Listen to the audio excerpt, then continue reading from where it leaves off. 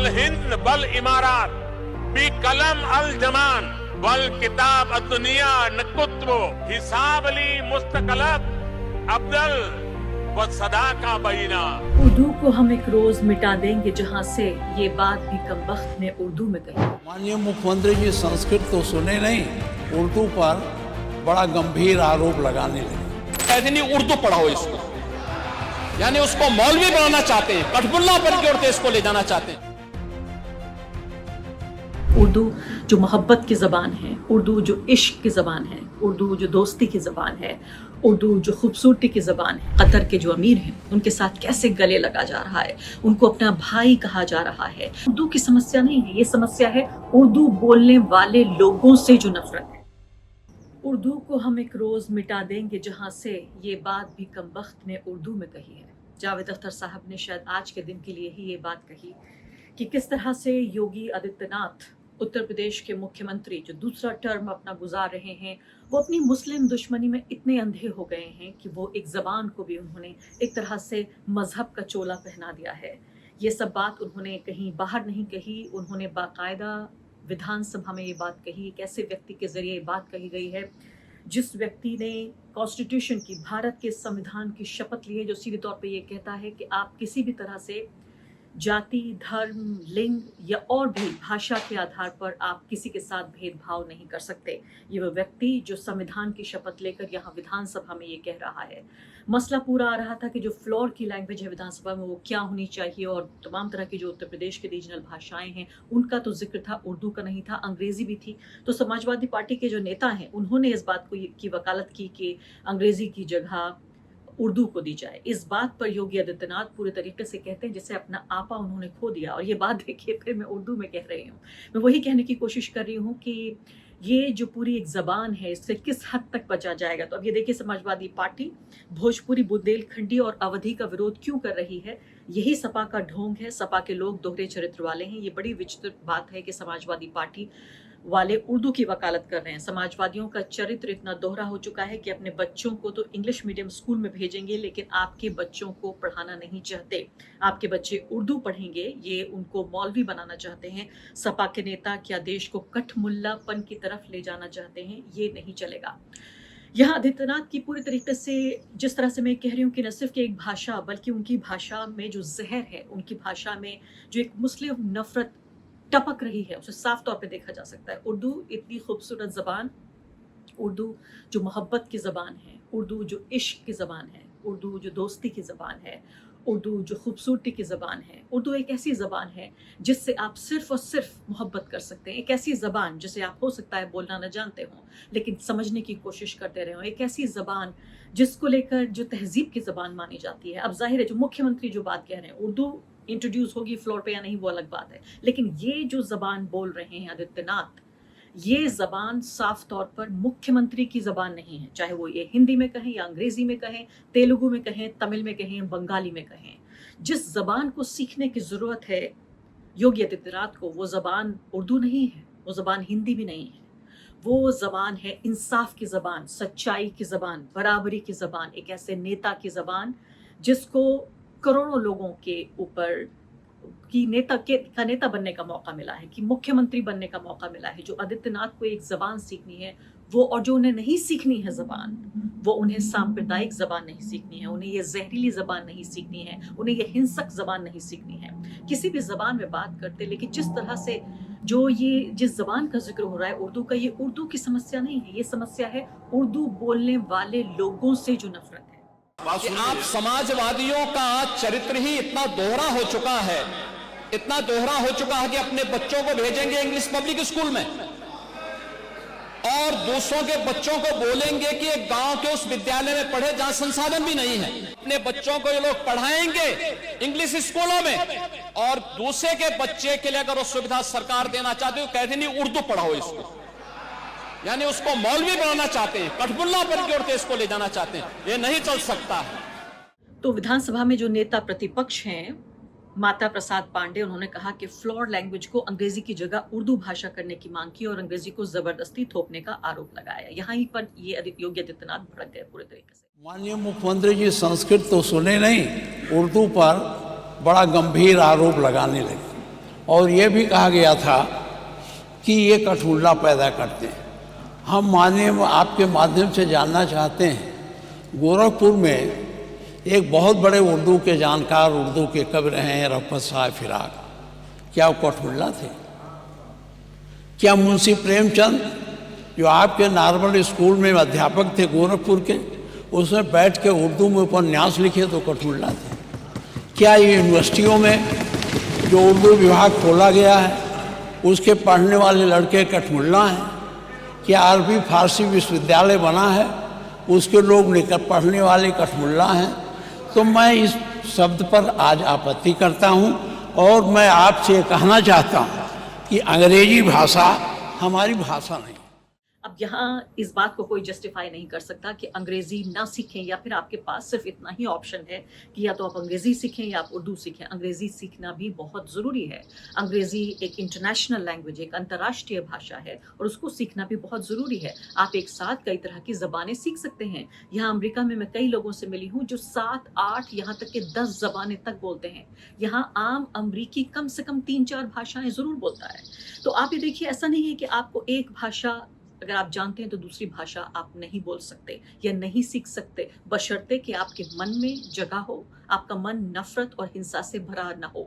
अब जरा से भी अगर इतिहास देखने की कोशिश करें तो साफ तौर पे पता चलता है कि उर्दू एक खालिस तौर पर शुद्ध रूप से भारतीय भाषा है।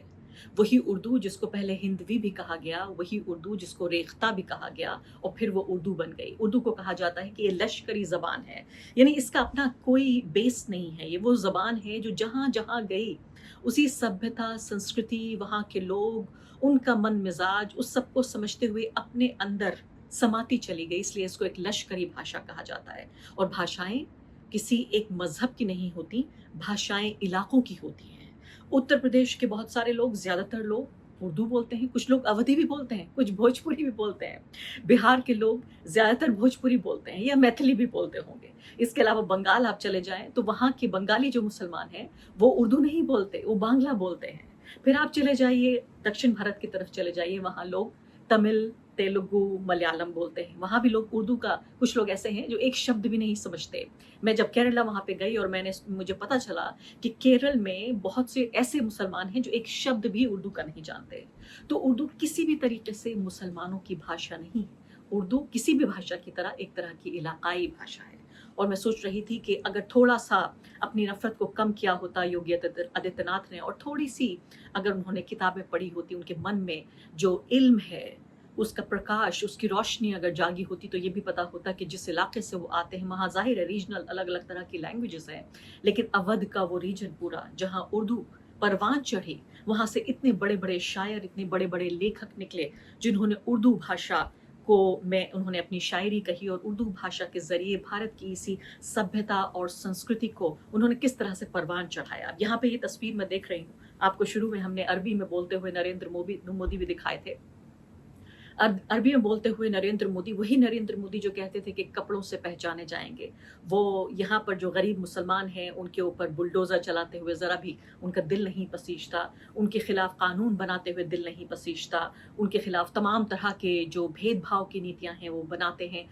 खासकर मुसलमानों के खिलाफ बाकायदा वो वोट मांगते देखे गए। तमाम 3 चुनावों का मैं जिक्र कर रही हूँ उनको, लेकिन जो गरीब मुसलमान है उसके खिलाफ नफरत, और जो अमीर मुसलमान है, ये देखिए आप फिलहाल कतर के जो अमीर हैं उनके साथ कैसे गले लगा जा रहा है, उनको अपना भाई कहा जा रहा है। तो वही बात है कि जो अकेली जबान समझते हैं योगी, मोदी, तमाम भाजपा के लोग, तो वो सिर्फ एक जबान समझते हैं। उस जबान का नाम हिंदी नहीं है, वो है पैसे की जबान, वो है मतलब की जबान, वो है राजनीति की ज़बान। सिर्फ वही एक ऐसी ज़बान है जिसको अच्छे तरीके से ये नेता समझते हैं। ये पूरा जो संघ का जो एक कल्चर है, ये पूरा कल्चर और ये पूरी संस्कृति जो है वो यही है कि किस तरह से दूसरे लोगों के खिलाफ, चाहे वो ज़बानें हों, चाहे वो जातियाँ हों या धर्म हो या लिंग हो, उनके खिलाफ किस तरह से नफरत फैलाई जाए, बांटो और राज करो की ये पूरी नीति, इस पर लगातार ये लोग चलते हैं। समाजवादी पार्टी के नेता अखिलेश यादव ने करारा प्रहार किया है और कहा है कि दूसरों पर भाषागत प्रहार करके समाज में भेद उत्पन्न करने वालों में यदि क्षमता हो तो यूपी में ऐसे वर्ल्ड क्लास स्कूल विकसित करके दिखाएं कि लोग बच्चों को पढ़ने के लिए बाहर ना भेजें, लेकिन इसके लिए विश्व दृष्टिकोण विकसित करना होगा। जो आज तक आसपास के एक दो देश ही गए हों, उनका नजरिया कैसे इतना बड़ा हो सकता है कि वो इतना बड़ा काम कर पाएंगे। जो जबान पर लगाम नहीं लगा सकते, उन्हें तो अभी खुद ही स्कूल जाने की जरूरत है। उत्तर प्रदेश विधानसभा में असंसदीय शब्दों का इस्तेमाल करने के लिए भी एक क्लास होनी चाहिए। उस स्पेशल क्लास के लिए एक विद्यार्थी तो मिल ही गया है, बाकी भाजपाइयों से ये क्लास अपने आप भर जाएगी। जाहिर है ये हमला कर रहे हैं, प्रहार कर रहे हैं समाजवादी पार्टी के नेता, लेकिन इसमें ये जो बहुत ज़बरदस्त चीज़ जो कही, और मैं खुद इस बात को गिनने वाली थी और मैंने देखा कि देखिए संजय सिंह का ये ट्वीट मुझे मिल गया जिसमें वो ये कह रहे हैं कि 4 मिनट के इस भाषण में कम से कम 9 उर्दू शब्दों का इस्तेमाल किया गया है आदित्यनाथ के जरिए। ये 9 उर्दू शब्दों को बाकायदा उन्होंने यहाँ पर इसको लिस्ट भी किया है। इसमें तबके, पायदान, अगर, बात, बच्चों, आदि, सरकार, अंदर, दुनिया शामिल है। इस पे समझ नहीं आता कि हंसा जाए या फिर नाराज हुआ जाए।